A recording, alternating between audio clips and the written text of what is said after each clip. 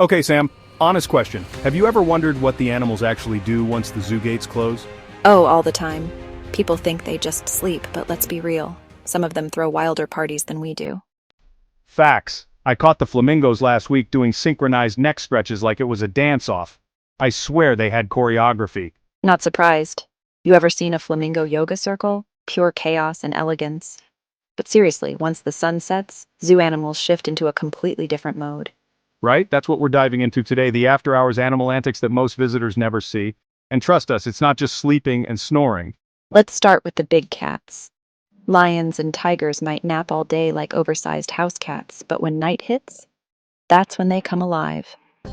Especially the lions. They're nocturnal by nature, so after dark, the zoo becomes their kingdom.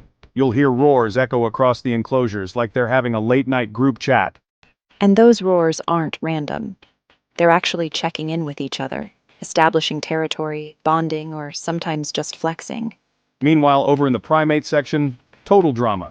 Chimps have this thing where they'll sneak around, play games, or even rearrange their bedding, because heaven forbid the blanket corner's not just right.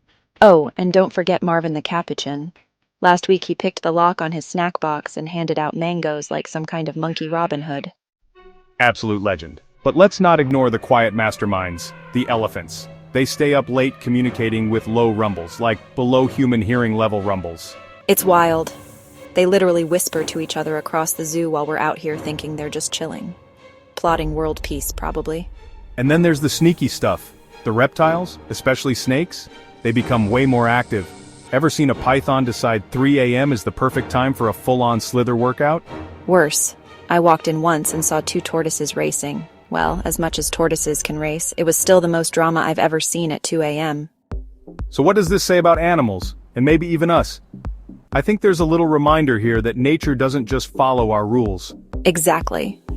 Animals have their own rhythms, routines, personalities, and just like us, they need time to unwind, play, and connect. If you've ever felt weird for staying up too late or rearranging your room at midnight, just know somewhere Marvin the Capuchin is doing the same. And that's kind of beautiful, isn't it? These creatures aren't just displays behind glass. They're full of life, humor, and complexity, even when no one's watching.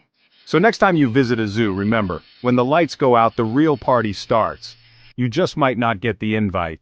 But don't worry, we'll keep sneaking you behind the scenes. If you loved this peek into the after-hours animal kingdom, hit that like button, share with your animal-loving friends, and drop a comment with the zoo creature you'd most want to party with. And if it's Marvin, tell him we said hey. See you in the next